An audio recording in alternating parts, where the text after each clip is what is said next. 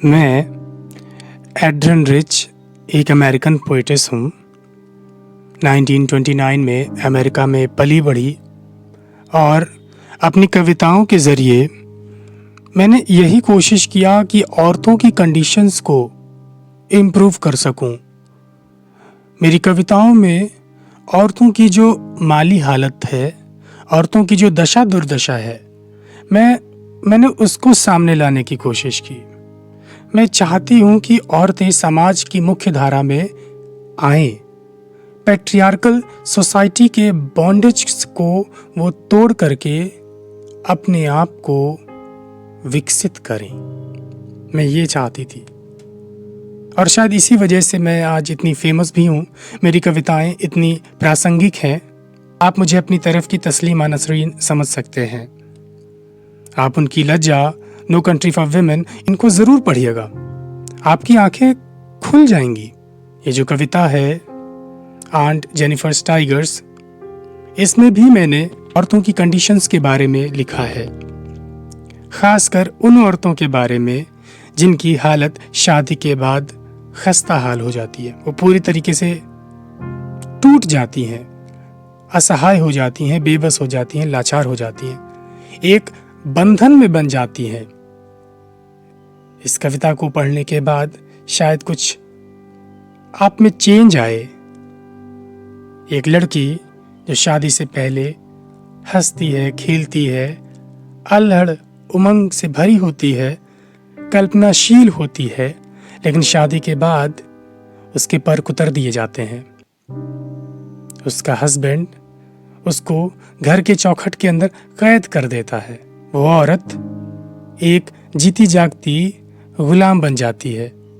वो एक परी नौकरानी बन जाती है, बच्चा पैदा करने वाली मशीन बन जाती है।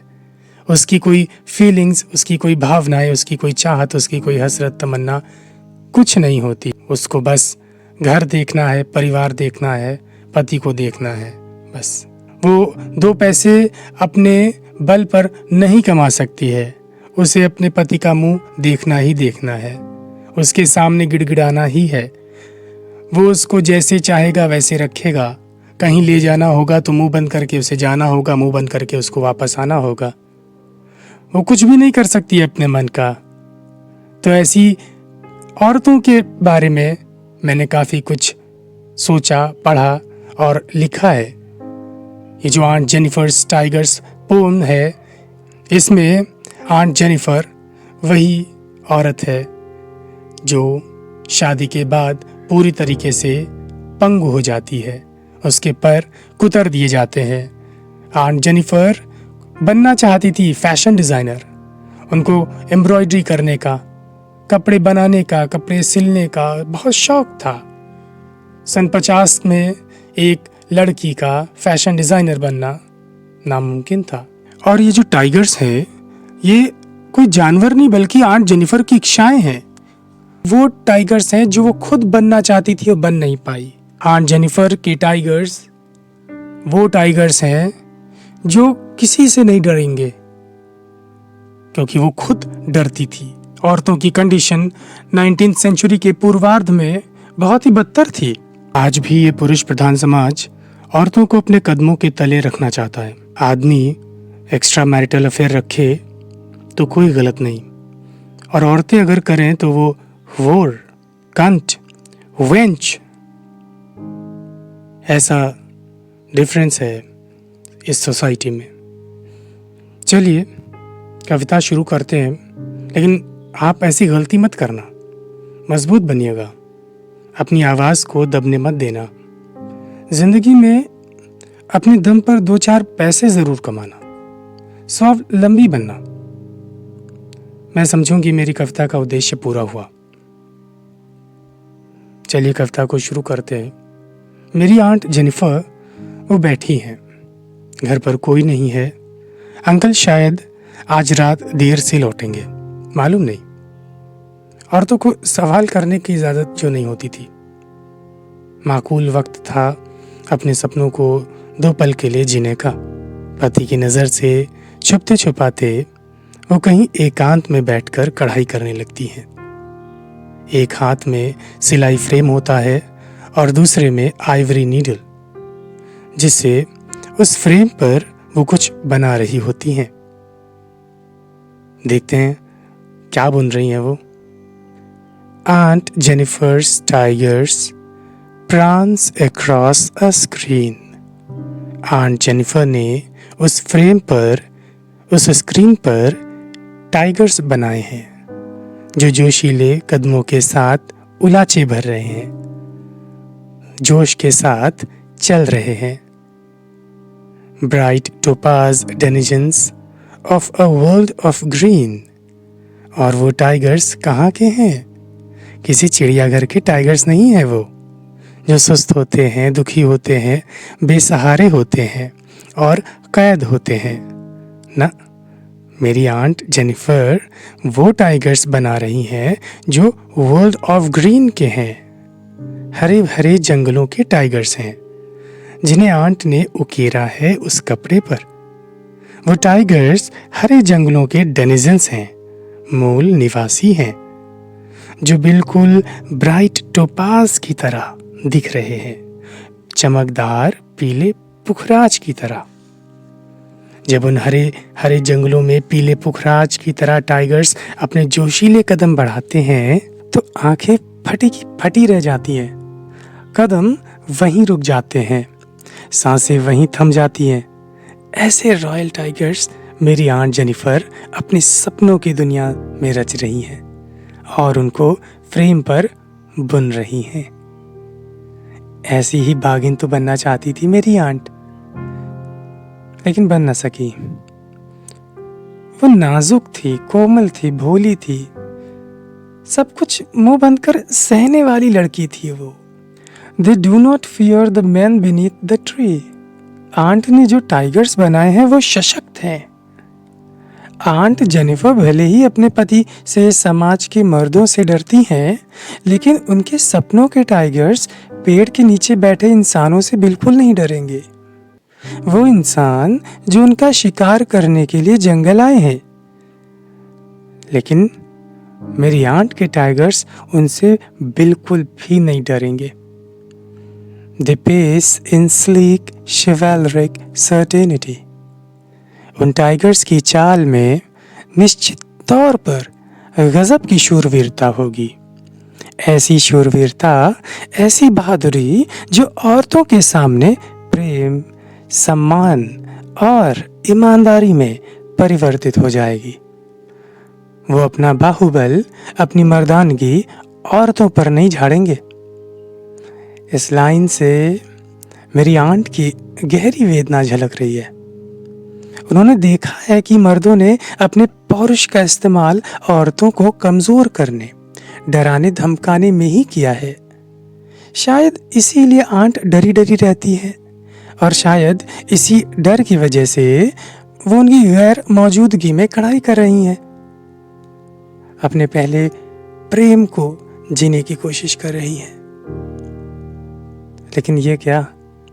Aunt Jennifer's fingers fluttering through her wool, लेकिन उनकी उंगलियां तो बुनाई करते हुए फड़फड़ा रही हैं, कांप रही हैं।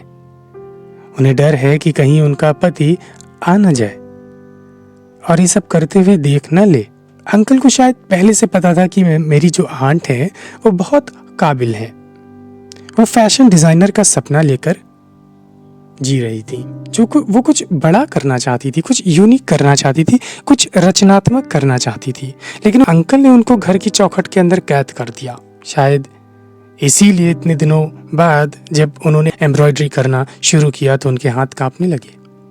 Find even the ivory needle hard to pull, यहाँ तक कि आइवरी नीडल, हाथी दांत से जो बनी सुई है, उनके हाथ से नहीं चल रही थी।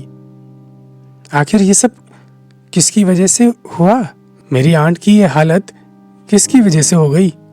The massive weight of uncle's wedding band, uncle की शादी की अंगूठी जो उनकी उंगली में पड़ी थी, उसके भारी भरकम वजन की वजह से। वो अंगूठी मेरी आंट जेनिफर के गले का फांस बन गई थी।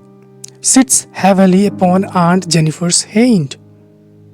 जिसके वजन के तले उनका हाथ दबा जा रहा था, जिसके बोझ की वजन की वजह से उनकी सांस उखड़ रही थी।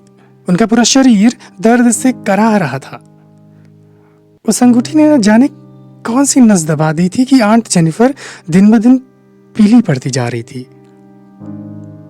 इतना तो तय लग रहा था कि when aunt is dead her terrified hands will die, कि जब मेरी आंट मरेंगी तो उनके कांपते थरथराते हाथ जो है वो कब्र में झूल रहे होंगे, पड़े होंगे। और कब्र में जाने से पहले जब उनकी अंगूठी निकाल ली जाएगी तब भी वो अंगूठी अपना निशान नहीं छोड़ेगी।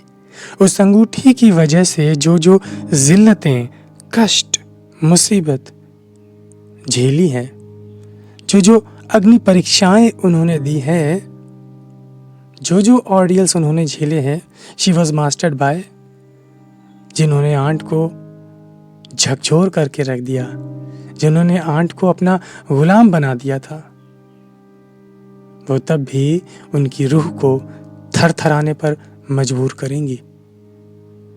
वो ऑर्डियल्स मरने के बाद भी उनको सताएंगी, मरने के बाद भी उन्हें उनके पति की यातनाएं रुलाएंगी। ऐसा मैं नहीं, कब्र में झूल रहे उनके हाथ की उंगली में पड़े अंगूठी के निशान कह रहे होंगे, The tigers in the panel that she made will go on prancing proud and unafraid. लेकिन उनके सपनों के टाइगर्स, उनकी कलात्मक रचनाएं उनके मरने के बाद भी जीवित रहेंगी।